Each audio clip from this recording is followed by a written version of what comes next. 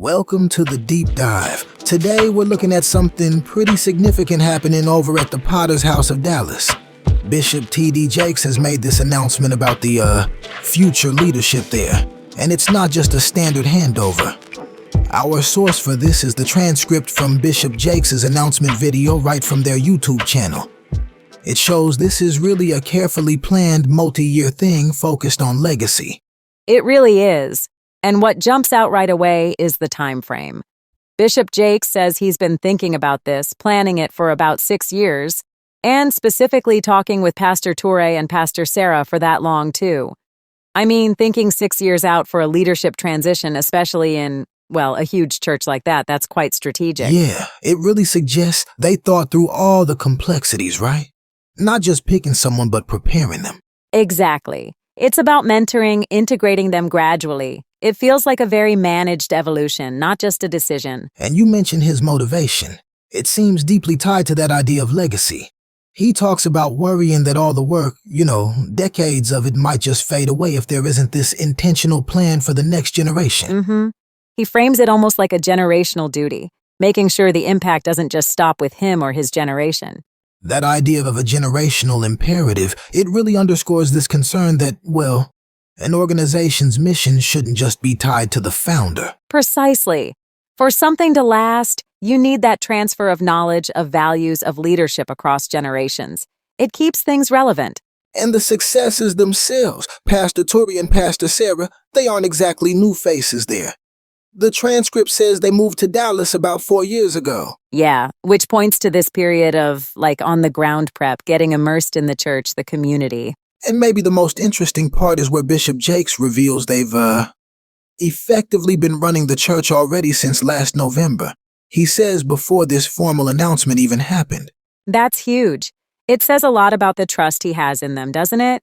And the responsibility they've already been handling. It wasn't just, okay, here are the keys. It's been a gradual shift. It's a kind of soft launch of their leadership, and he's clear they aren't meant to be him version 2.0. Yeah.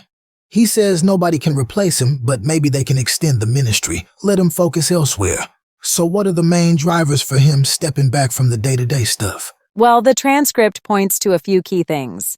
First, he really wants to dive into more community work while he still feels he has the energy for it. Okay. And second, he wants to prepare the church for challenges down the road. Things that might need more than just, traditional Sunday sermons. He also gets quite personal, doesn't he? Mentioning that heart attack he had on stage. Yes, that's a really poignant detail. It sounds like it made him think hard about ensuring the congregation wouldn't be left without leadership if something happened to him.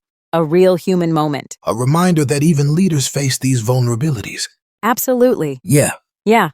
It connects to another point he makes, maybe the hardest part of leadership sometimes, knowing when it's time to, let go, to make sure the work itself, the mission, can keep going strong, prioritizing that over staying in control. So looking forward then, what's the actual vision? The announcement lays it out pretty clearly. Becoming a multiracial, multi-generational, interdenominational church of the living God. Yeah, let's break that down a bit. What's the weight behind each of those terms? Okay, so multiracial. That clearly points towards building a diverse congregation reflecting the community. Pretty straightforward. Multi-generational, that's about making sure they're engaging everyone, all ages, different life stages, keeping it relevant across the board. And interdenominational. That suggests, an openness, welcoming people from different Christian backgrounds, focusing on core shared beliefs rather than strict denominational lines. It feels like broadening the tent, you could say. Widening the reach. He also makes this link to Jesus' teaching, right? About meeting practical needs, food, clothing alongside the spiritual stuff. Yeah, which has that maybe expanding their outreach, their community programs, a more holistic approach, perhaps? Then he uses that biblical analogy, the planting and watering one from 1 Corinthians. Right. He sees his work, nearly 50 years of it, as the planting phase. Now he's saying it's time for others, to do the watering, the nurturing for the next stage of growth. For anyone not familiar, the idea there is different people have different roles, but God brings the growth. Exactly. One plants, another waters. It's a team effort across time, and he directly mentions needing fresh vision, fresh blood, adapting to a changing world, mentioning technology specifically. Recognizing that how churches connect is evolving. Definitely. He even mentioned the theme changing of the guard came up at a recent event they held and that they plan to make this official around the church anniversary. So it's all very phased, very deliberate. Okay, let's pivot to Pastor Turi and Pastor Sarah. What was their response based on the transcript? Well, their first reaction seems to be just deep honor and acknowledging Bishop Jake's connection, his love for the people there. And they commit to building on what's there. Yes, very clearly. They list these core values: humility, prayer, integrity, holiness, sacrifice. Those are the pillars they intend to lead with. It's interesting. They also pledge to adapt and evolve. It's not just maintaining, but growing into whatever God's vision is next. Right. It shows they're looking forward while respecting the past. And Pastor Sarah shares this really personal story about her parents' dedication and her own feelings. Like maybe initial doubts about stepping into such a huge role makes it very relatable. She talks about a moment of clarity, feeling God gave her the direction she needed.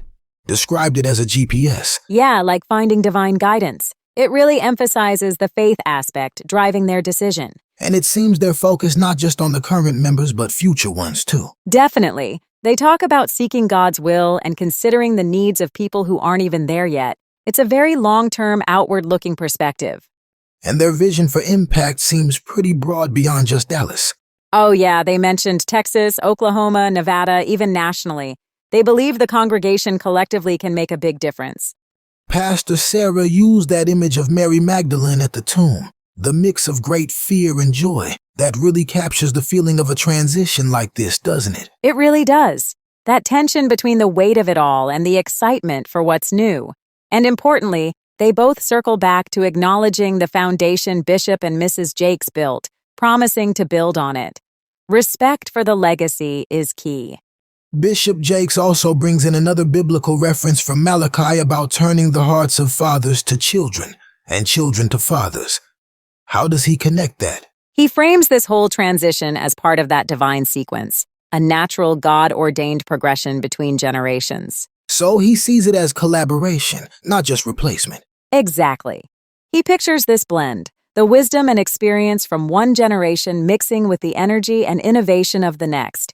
He even calls the Potter's house a blended family and draws a comparison to the Roberts family. Right. Like Oral Roberts University, known for multi-generational ministry leadership within their family. So he's suggesting a similar successful continuation is possible here. That seems to be the parallel, yeah. A model for passing the torch effectively. Then as he wraps up his announcement, you really sense his pride in what they've built. You do. He mentions specific things like owning 1,000 acres in South Dallas, maintaining integrity. There's a real sense of accomplishment in his words. And he makes a point to thank everyone involved. Leaders, staff, volunteers. Acknowledging it wasn't just him, but a huge collective effort over the years. And he gives us really heartfelt thanks to his wife, Sarita Jakes. You can tell their partnership has been crucial. Absolutely. Then he offers encouragement directly to Pastor Turi and Sarah, expresses confidence, asks the congregation for their support. And importantly, he says he plans to stay involved in some way. It's not a complete disappearance, more like shifting roles, continued mentorship perhaps. Sounds like it. He ends by reiterating his commitment to the congregation and seeming genuinely at peace with this whole transition. Yes, a sense of conviction that this is the right move at the right time, done in the right way. Okay, so let's tie this all together. Our deep dive into Bishop Jake's announcement really shows this wasn't a sudden decision. It's a very deliberate, long-planned succession at a major church. Yeah. The key motivations seem to be about legacy, ensuring future growth, adapting to change, and also allowing Bishop Jakes himself to shift his focus. Exactly. It's a fascinating case study in leadership transition. And, thinking about the principles here, the careful planning, adapting, focusing on legacy, they really apply much more broadly than just this one context. That's true. Which leads to maybe a final thought for your listening. How do these ideas about succession, about legacy, about adapting resonate in your own world, whether that's at work, in your family, community groups? What does it really take to build something that lasts, something that thrives beyond just one person or one generation? Something to think about.